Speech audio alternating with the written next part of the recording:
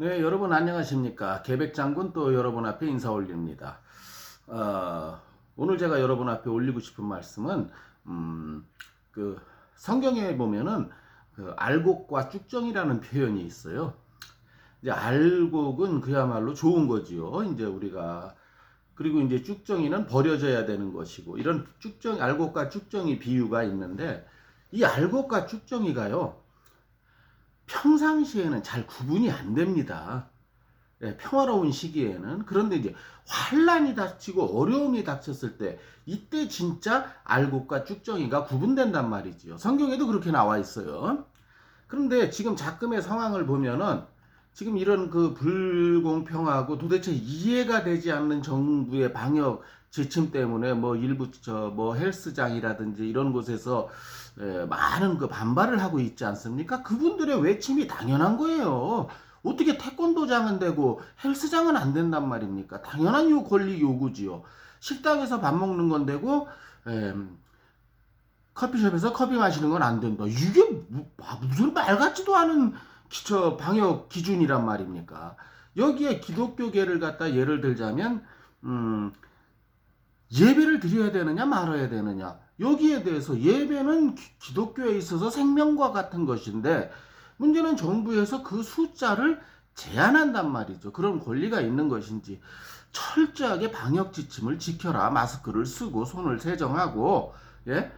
그런 거를 요구하는 건 당연한 거지만은 숫자를 제한하는 건 정부의 몫이 아니지요. 그런데 이에 맞서서 열심히 투쟁하고 싸우시는 목사님들이 아주 극소수 계세요. 극소수. 그러니까 대한민국을 통틀어서 열 손가락도 안 되는 목사님들이 그렇게 유튜브나 이런 곳에 나와서 활동을 하고 계시지요. 뭐 헌법소원까지 제기하고. 근데 이제 대부분의 99.99%에 해당하는 목사들이 전부 복지부동하고 있다는 말이죠.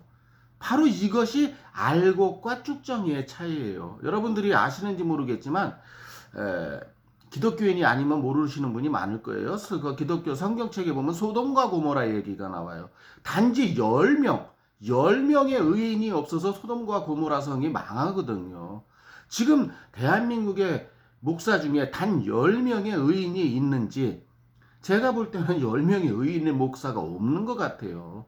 다만 투쟁하고 계시는 극소수의 목사님들이 참 안타까울 뿐입니다. 오히려 그분들이 칭찬을 받기는커녕 같은 기독교인들한테 비판을 받고 있어요. 목사들한테. 심지어는 이단으로까지 몰리고 있습니다. 이런 비참한 현실이 왜 왔는지 이건 현실 앞에 무릎 꿇는 비겁한 목사들 때문에 생기는 현상이겠죠. 예, 소돔과 고모라 시대나 지금이나 다를 점이 무엇인지 저는 알 수가 없습니다. 예. 또 다니엘처럼 사자굴로 들어가느니 하나님의 뜻을 어길 바에는 내가 사자굴에 들어가서 갈기갈기 사자의 먹이가 되는 편을 택하겠다 하는 이런 신앙을 가진 목사가 대한민국 땅에 10명도 없다는 게 참으로 통탄스러울 뿐입니다. 예. 1년에 대한민국은 목사 강국인 나라예요. 1년에 15,000명의 목사를 매년 배출하는 목사 강국인 나라에서 진짜 주님의 종이 이렇게 환란 시대가 오니까 단 10명도 안 되는 현실이 이렇게 백일화에 드러나고 있는 모습에서 정말 안타까움을 금할 길이 없습니다. 이에 제가 오늘 말씀드리려고 했던 그 안유한 목사님 참 고생 많이 하시지요. 투쟁도 잘 하시고 예, 이분에게 그 좌파를 뭐 좌파 정치인, 좌파 연예인 뭐 이런 식으로 좌파를 지지하는 교회 이런 식으로 밝히는 면에 대해서 이번에 좌파 연예인을 공식적으로 발표했다고 해서 엄청난 비판의 글이 오르면서 속상해하면서 올리는 영상을 보면서 참으로 제 마음이 아렸습니다. 좌파가 누군지를 알아야 될 거 아니에요. 우리가 현실적으로 그들의 세력이 뭡니까? 대한민국을 사회주의와 공산주의화 하겠다는 그 앞에 서 있는 사람들이잖아요. 그들을 알려주는 거는 목사의 사명이기도 합니다.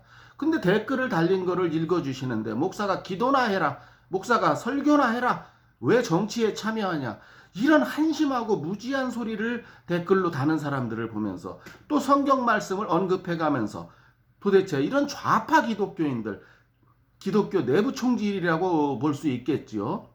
여러분 일단 정교 분리를 생각해 봅시다. 정교 분리라는 거는 최초 미국에서 생긴 말 아닙니까?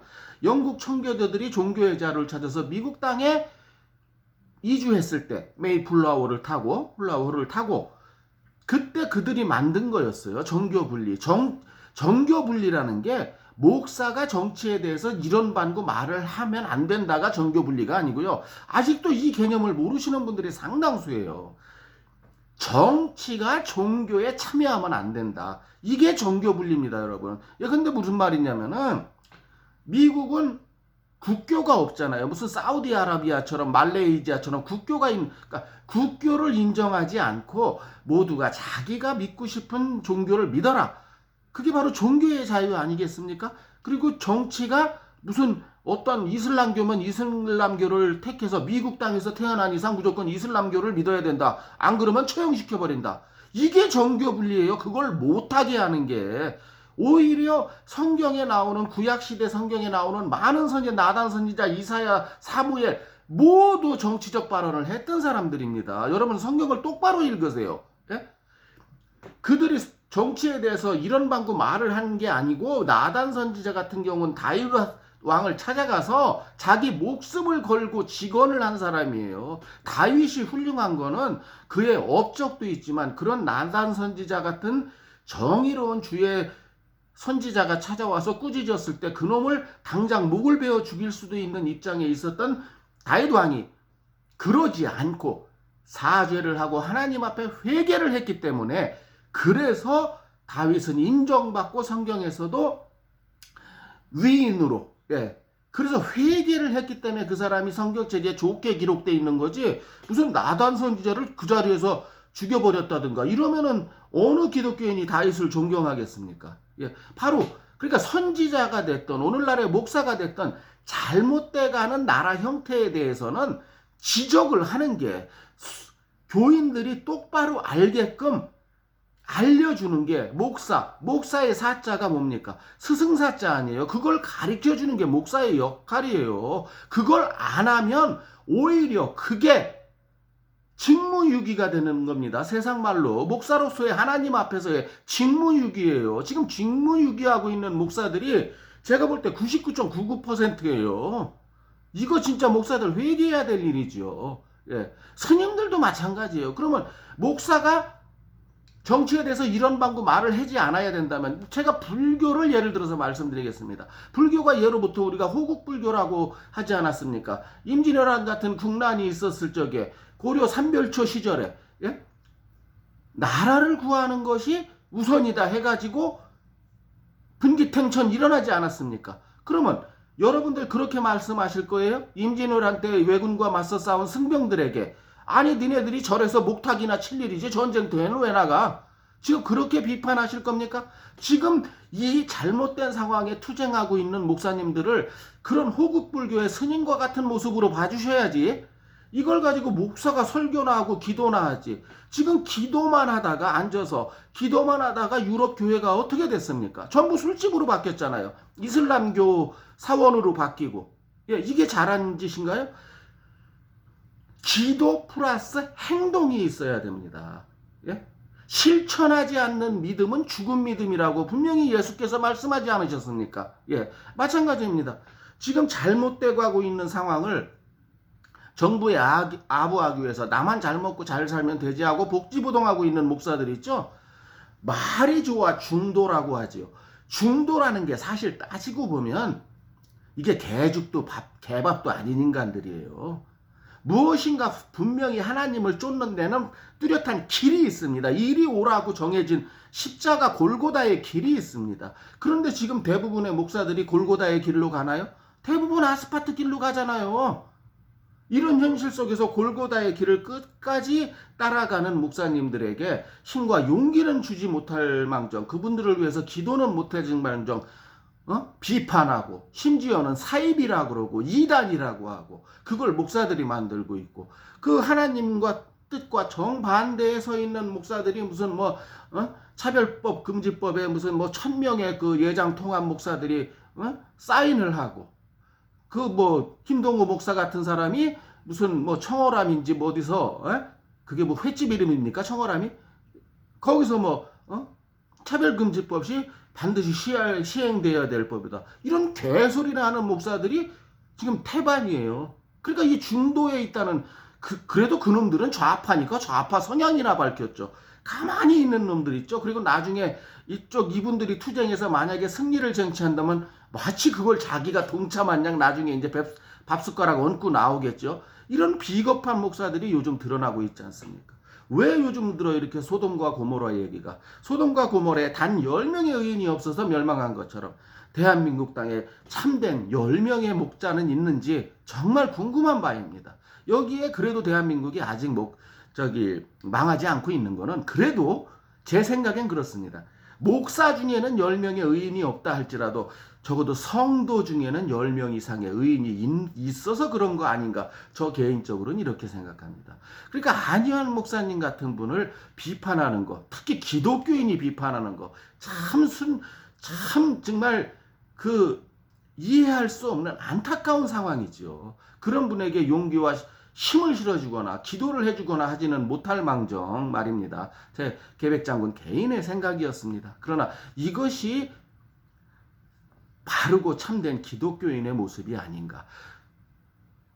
국난이 왔을 때 일어났던 불교의 승병들처럼 우리 기독교인들이 지금 대한민국이 사회주의와 공산주의화로 바뀌어가겠다고 공공연히 지금 더불어공산당에서 얘기하고 있지 않습니까? 개헌을 통해서 사회주의 국가로 바꿔야 된다는 운동, 뭐 토지 국유화를 해야 된다는 운동, 촛발련이 한 말이지요.